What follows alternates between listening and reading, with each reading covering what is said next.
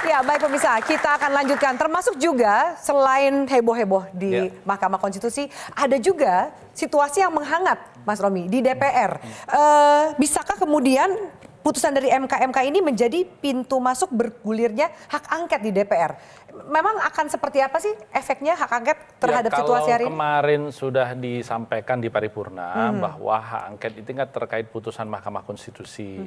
Secara persyaratan formil itu tidak akan sulit karena kan bisa dilakukan oleh sekurang-kurangnya 25 orang dari 2 fraksi. Jadi itu tidak sulit karena kemarin pun yang sudah mengangkat ini kan PKS dan PDIP. Ya. Itu sudah terkumpul 2 fraksi. Belum lagi ketika hari ini tanda tangan tentang penyelidikan itu digulirkan, dilobikan, dan itu yang sekarang sedang bergulir begitu. Apa yang ingin dikejar dari hak angket ini? Loh, ya kita kan menemukan ada persoalan. Yang disoal adalah undang-undang. Undang-undang adalah produk politik dari DPR dan pemerintah. Nah tentu DPR menyoal dong karena proses penyoalannya di dalam proses putusan Mahkamah Konstitusi ini melanggar konstitusi itu sendiri begitu. Jadi ini yang kemudian oleh DPR dicoba diangkat karena secara hukum dan etik itu harus ada penyelesaiannya semua. Secara etik dilakukan oleh MK. Meskipun ada pandangan banyak pakar tata negara seperti Prof. Maru misalnya yang mengatakan, loh bagaimana Anda menyatakan yang memutuskan itu bersalah, tapi produknya tidak dinyatakan bersalah. Begitu. Ini kan satu persoalan tersendiri. Maka kemudian butuh lembaga politik untuk mengawal ini. Begitu. Kalau kemudian ada 16 guru besar yang juga menyoal ini dalam gugatan lebih lanjut, itu lain hal lagi. Jadi ini adalah bagian dari cara kita untuk mengawal bangsa ini dengan berbagai pintu. Pintu politik dilakukan, pintu yudikatif dilakukan, dan inilah yang kita ajak masyarakat kita, seruan para budayawan terus digemakan. Begitu. Dan ini membawa aspirasi-aspirasi itu, hak angket itu ya? Di antaranya, karena kan kita berbicara hak angket ini bisa saja lebih luas daripada itu. Karena kan di antara Mahkamah Konstitusi sendiri, hakim-hakimnya kan hari ini dengan putusan kemarin itu kan terbelah satu sama lain. Tapi bisa dipotong, apa angket itu biasanya kan ditujukan terhadap eksekutif. Apakah Anda maksudkan angket itu masuk juga ke MK? MK. Dan kalau ya, bagaimana kira-kira batasannya dalam soal independensi begitu. Barangkali ini yang harus dipikirkan nanti. Betul, memang beberapa pakar tata negara menyoal ini. Karena kan lembaga politik dalam ini adalah legislatif, masuk ke ranah yudikatif, tidak ke eksekutif. Yang dipanggil siapa nanti itu? Jadi ya kita tunggu. Bukan maksudnya biar malam ini kita agak jelas nih. Biar hak angket ini mau kemana sih gitu. Saya mengatakan malam ini saya MK, memeriksa kewarasan saya. Ntar ini angket, yang dipanggil siapa? Tanyalah kepada pengusulnya, karena bukan saya pengusul. Ini kan ada pengusulan yang harus dicek. Siapa yang dipanggil maksudnya? Pak Effendi, secara komunikasi politik, berarti kan tanda kutip ini nggak selesai di putusan MK yang akan dibacakan besok. Ada upaya-upaya lain lah untuk kemudian menggelindingkan bola ini. Kalau angket kan agak sulit, karena siapa yang dipanggil. Ini kan persoalan di yudikatif. Tapi dari sisi komunikasi politik kalau kita tahu bahwa tahapan belum lagi saya bicara berjalan, invisible hand. Tadi sebetulnya mau dinyatakan ini akan berlanjut panjang di luar sana di media sosial sampai pemakzulan. Ya kan? Tapi kan ini kan susah karena ada invisible hand. Artinya tidak dari satu pihak. Nanti Anda bisa ditarik-tarik kasus BTS, kasusnya kasus banyak Harun yang Masiku dan lain-lain lah gitu ya. Jadi kan nggak jadi juga Anda galak-galak. Iya, nggak jadi juga Anda galak-galak. Karena itu menurut saya iya dong. Kan begitu bro. Iya kan? Jadi biasanya yang menggunakan kekuasaan loh yang invisible hand. Enggak. Balik ke maksud tapi saya. Bisa iya loh, jangan bilang enggak juga, mungkin saja iya kan. Enggak, di depan mereka kita bilang enggak. Tapi kalau kita berdua iya. Nah, balik ke soal yang tadi, saya mau bilang begini. Alangkah baiknya para pengaju judicial review ke Mahkamah Konstitusi itu melanjutkan ke Mahkamah Agung misalnya. Bisa begitu nggak Bapak Prof. Maru? Tapi PKPU-nya yang dibawa. Oh iya, mempersoalkan PKPU-nya. Mereka punya kepentingan karena hasilnya yang mereka ajukan berbeda dari yang diputuskan MK, lalu PKPU-nya mereka bawa ke Mahkamah Agung. Nah itu kan agak konkret jalannya. Masuk dalam jalur waras, walaupun di ujung sana bisa tetap ada invisible hand. Invisible hand ini yang menentukan karena nggak kelihatan dia bisa ada di mana-mana. Yang menentukan semua ya. Iya, ujungnya begitu. Dan apakah kemudian ini akan mengganggu atau semakin memperuncing susah karena kampanye lagi-lagi politik dari banyak kubu yang berkandidasi? Dijamin enggak. Kalau dari kami itu dijamin ini enggak ada pengaruhnya. Pokoknya Pak Prabowo, Gibran akan terus maju. Si gemoy satu itu tuh akan terus maju dengan anak muda yang kemudian mengatakan, ayo anak muda kita maju aja. Sebenarnya kan tugas kita itu mengembalikan kepercayaan publik terhadap Mahkamah Konstitusi gitu loh. Ini bukan soal Pak Prabowo. Bukan. Ini bukan Saya soal mau bilang, saudara Gibran. silahkan. Bukan soal tentang Bang Ade, bukan soal tentang Kita nggak saya. menolak sama Tapi kita sekali. menjaga Mahkamah Konstitusi. Jagalah. Bang. Kita Jangan ikut kita jaga. membiarkan legasi yang Nggak tidak apa-apa. baik ini untuk anak-anak muda melihat seperti ini, gamblang seperti ini. Setuju Bang Ade ya? Setuju. Iya. Mahkamah itu jalan terus ya. Tapi kan pertanyaan Tapi ini jalan terus. Pertanyaannya tadi kan jelas. Apakah ini akan mengganggu ada polarisasi penajaman? Ya. Dari kita sih nggak bakal. Ya. Oke. Kalau Termasuk kubu lain gimmick- melakukannya, kita nggak tahu.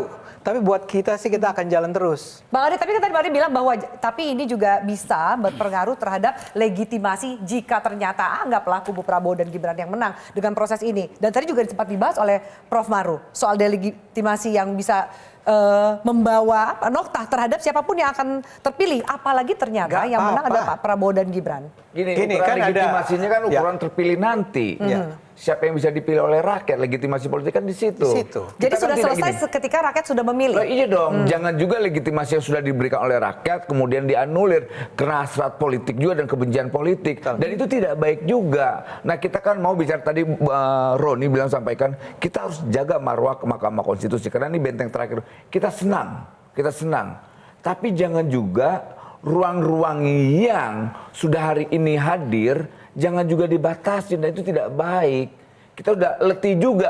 Ini kan orang kan main tuding-tuding aja, invisible handnya siapa? Ya karena kita Nah ini gini, prosesnya, karena Bang. mayoritas yang bertanding hari ini duduk dalam pemerintahan Jokowi. Mana partai tidak partai pemerintah yang bertanding? Semua ada gitu ya. Iya. Ya. Nah, mana yang tidak ada di kabinet Jokowi yang bertanding? Semua ada. Ada. Dan bahkan kemarin setelah rame ini, hiruk pikuk ini, dua-duanya dipanggil, tapi tiga-tiganya panggil Pak Jokowi makan siang tuh. Nggak ada masalah. Nah yang masalah siapa? Bahkan maaf kemarin saya diskusi, main tuding-tuding katanya, negara sudah menjadi tim kampanye salah satu presiden. Saya bilang ngawur, kok negara pemerintah katanya sudah, ini udah pada ngawur semua hari ini. Ya karena itu Udah pada memang sudah ketakutan ada dengan di media kalah. sosial, Gitu. ada di Ini yang media, direndahkan sudah sebetulnya dilihat.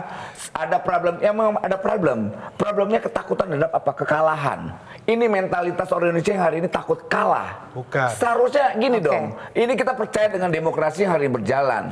Dalam demokrasi itu ada dua, siap menang, siap kalah. Siap nggak dengan kemenangan? Ya harus bilang siap dong. Siap nggak Juga dengan kalah Harus gitu siap ya. dong. Oke. Jangan juga. Berarti banyak nih, ada yang yakin menang, ada yang takut kalah. Ada tiga. Ya, Bang siap, Fendi. siap pindah, siap menang, siap kalah. Sebetulnya. Jadi Bagaimana ini bukan secara- soal takut kalah. Ya. Ini Oh, soal udah dijawab. bagaimana kita menegakkan aturan bernegara sesuai Baik. dengan konstitusi. Ya. Betul. Kalau kemudian kita hari ini disoal karena Takut kalah? negara tadi dikatakan sudah turun kemudian berkampanye, gimana kita menjelaskan seorang wakil menteri desa yang berkampanye secara terbuka dan dia masih aktif di situ? Itu Ini hari satu. Minggu tapi itu hari Minggu. Ya, Nggak, kalau yang itu perlu dijelaskan ya. Enggak maksud Ini, saya. ini satu ya. Nggak, biar Yang adil. kedua, Hari setelah Minggu setelah PJ, kemudian kepala daerah seluruh Indonesia yang 197 dikumpulkan oleh presiden di istana. Kemudian 2 hari setelah itu atribut Ganjar Mahfud dicabutin. Ya. Enggak, itu pindah sendiri, Pak. Oh, pindah sendiri ya? Iya, iya. Waduh. Ada yang Estetika. Nggak ada yang sisi, Pak. Atau pada saat yang sama ketika Pak Jokowi ke Sumatera Barat seminggu sebelumnya, dia ada di sana. Prabowo Gibran ada di sana. Oke. Gitu. Jadi Tapi ini ada kalaupun itu persoalan benar, equality Kalau before itu the law. benar, Harus ditindak ya? harus ditindak, harus ditindak. diluruskan. Kita Kita kan juga nggak ada yang nggak ditindak, gini.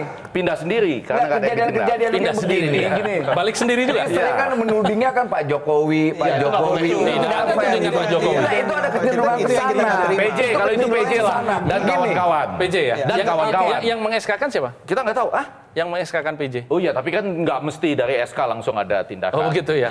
Jadi Nggak, clear ya. kita pengen- Pokoknya kita setelah pengen dikumpulkan pemilu yang kemudian tertib. diserukan untuk Nah, di situ netral masalahnya. tiba-tiba Bang Ade, tapi yang disampaikan Mas Ganjar Robi kan Mahfud. memang terjadi, Di semua situ juga masalahnya. ada Setuju, baliho, setuju. kemudian pengumpulan PJ dan lain-lain. Iya, iya. Ada kemudian wakil menteri yang sudah berkampanye, selamat pagi dan lain-lain. Tapi kan berarti juga Saya ada ini pernah dasarnya. menjadi pelaku yang kayak begitu-gituan.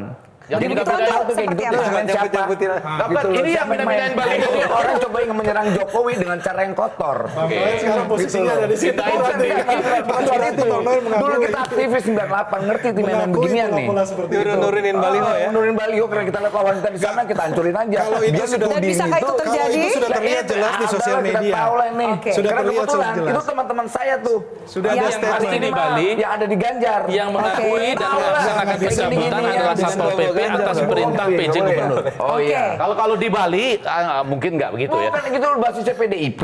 Ya, oke. Itu pendukungnya yang merah garis keras. Nggak mungkin Di orang situ punya nyali. ada video Oh, jadi- terlihat jelas. Aduh, Publik bisa Dede kayak nilai, gitu-gitu Bang. lucu kita Itu lihat gitu publik kan. bisa nilai. Tadi hipotesa saya, Jokowi di mana Oke, baik, Jokowi? Bapak-bapak. tadi hipotesa saya pindah sendiri. Oke. Ternyata sekarang dipindahkan oleh orang PDI sendiri.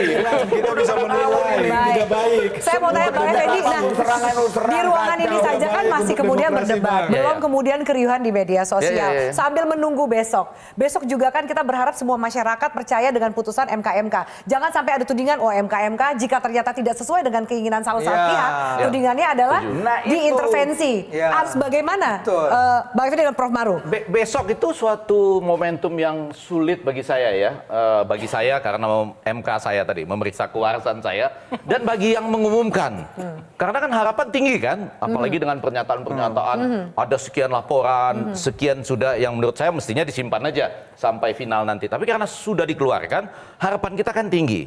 Nah, lalu risikonya itu tadi. Jangan sampai Enggak, kemudian risikonya kecewa langsung. Kalau saja itu diberhentikan atau berat, itu akan nempel terus, terutama Nempel terus tuh apa? Nempel terus kepada pasangan, Gibran dan pasangan ya. Prabowo. Kalau Oke. di sini nggak ada masalah, toh nanti rakyat kan secara akan memilih. akumulatif Ya. yang memberikan suara 14 Februari, tapi media-media asing itu juga perlu diperhitungkan kan, mengatakan bahwa hakimnya Jadi tidak akan semudah itu Enggak, bahwa bukan. urusannya pilihan rakyat gitu kan ada ya. kewarasan dalam negeri, ada kewarasan luar Luar negeri, negeri. misalnya. Hakimnya yang diberhentikan, tapi keputusannya bisa jalan terus loh gitu misalnya. Nah itu kan dipersoalkan. Kok bisa gitu? Nah tapi nyampe nggak ke rakyat kita yang akan membuat keputusan pada 14 Februari. Menurut Anda nyampe atau tidak? Saat ini nggak nyampe. Nggak nyampe. Karena orang agak lebih tergoda dengan, ini mohon maaf nih Ya. belum ada perlawanan. Gemoy. Iya, iya, iya. Jadi orang Jadi gimmick politik masih lebih menghias. saya ngebayangkan ya menghiasi kalau kampanye hakim-hakim kampanye. Mahkamah Konstitusi ini agak gemoy, mungkin bisa diterima keputusannya. Atau juga para pecinta Pak Jokowi. Para pecinta Pak Jokowi tidak akan memandang ini semua Sebagai sebuah masalah. sesuatu yang terlalu Besar. serius ya. Apa yang dilakukan Pak Jokowi buat bangsa ini sudah terlalu banyak sehingga mereka akan Tuh, mengatakan itu tadi ya poinnya. kalau ada masalah-masalah kayak gitu, ada noktah-noktah kayak gitu, Sudah ya diterima nggak noktah. apa-apa lah gitu Sudah kan. diperhitungkan lebih jauh ya. Jadi Oke. Iya, kalau saya Oke. melihat begini, Mbak. Kalau dipertontonkan ketidakadilan begini, kita bisa publik juga pun akan di Di satu mana titik ketidakadilan? Ini kan sudah udah melihat dihukum. prosesnya, sudah ada pemohon, sudah diperiksa pemohon. Betul. Fakta-fakta sudah terungkap di publik. sudah, Iya kan? sudah diputuskan besok. Jangan lupa loh Bang Ade, Gen Z dan milenial akan muak dengan kejadian Makanya seperti kalau ini. Gen Z dan Iya kan? milenial tidak memilih Mereka- kami, Iya. Prabowo dan Gibran, nggak apa-apa, silahkan. Kami sih percaya Oh, jadi nggak apa-apa, Gen Bang? Z sama milenial kami sangat pintar, Oh, cerdas, kritis, peduli sama bangsa, dan mereka itu akan melihat kemunculan Gibran bersama Pak Prabowo itu sebagai harapan masa Karena depan. mereka itu pandangan mencintai kami. bangsa ini, melihat ketidakadilan tentunya mereka akan Ini akan mengungsikan. ada Nggak ada yang tidak adil. Framing Nggak ada yang tidak adil. silakan Ini dipilih harus oleh dikomunikasikan. masyarakat. Satu ini harus lagi. dikomunikasikan dengan baik. Biasanya jangan memulai di mana. Belum Oke, berhasil. sebentar. Mari Silakan. kita memulai kontestasi untuk kepemimpinan nasional bangsa ini tidak dengan kecurangan, tapi dengan fairness dan keadilan. Ya kan Mari sudah kita diputuskan. mulai dengan kewarasan, seperti yang disampaikan oleh Prof. Effendi Ghazali. Memeriksa kewarasan saya loh. Memeriksa kewarasan. Jangan bawa-bawa yang lain. Tapi kan ujungnya pemilih yang menentukan Ya. tadi. Oh betul, Iya. bahwa pemilih itu kan dalam demokrasi itu ada proses eleksi, ada proses seleksi. Ya. Iya. Kita menghadirkan proses eleksi dengan proses seleksi yang bermasalah. Dan itu sama dengan kita mencontohkan, menghasilkan pemimpin dengan proses yang bermasalah. Ya. Itu adalah hal yang secara jurisprudensi pernah dilakukan oleh bangsa Indonesia. Dan ini akan dilakukan oleh siapapun sesudah hari ini. Kalau ini kita biarkan. Apakah kita mau republik kita akan begitu? Bagi saya, dan saya kira kami semua yang ada di Ganjar Mahfud, Ya. sama sekali tidak. Itu Tidak yang akan saya katakan sebagai framing bahwa kalau ada orang memilih Prabowo Gibran, dia itu tidak waras. artinya dia tidak membela keadilan. Enggak, kami tetap membela keadilan. Makanya kami membiarkan proses keadilan ini terjadi. Ujungnya apapun keputusan besok oleh Mahkamah Konstitusi, MK, kita terima. Ya, kita berharap juga semua pihak terima. Jangan sampai ketika diputuskan ternyata berbeda. Hanya misal besok ya dinyatakan bahwa hakim ketua MK Anwar ketua Usman. MK dipecat.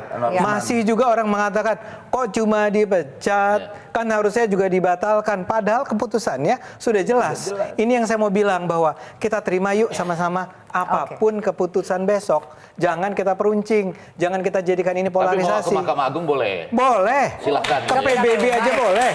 Ke PBB. Baik, di segmen terakhir kita tanya di segmen Setelah terakhir situasi seperti ini baru jawabannya seperti ini kan. Kan Iyalah. kita tidak mau situasinya ini seperti ini, apalagi kita melihat proses-proses seperti ini. Oke. Kita kan tidak Mas Romi, setuju. kita di segmen baik Bapak-bapak, saya harus jeda, mohon maaf. Narasi yang sudah tidak Mbak baik buat Noel, demokrasi. sebentar, kita harus jeda dulu. Nanti saya akan berikan kesempatan pertama untuk Prof Maru, karena kemudian MK, besok marwah MK dan kepercayaan masyarakat terhadap MK akan ditentukan.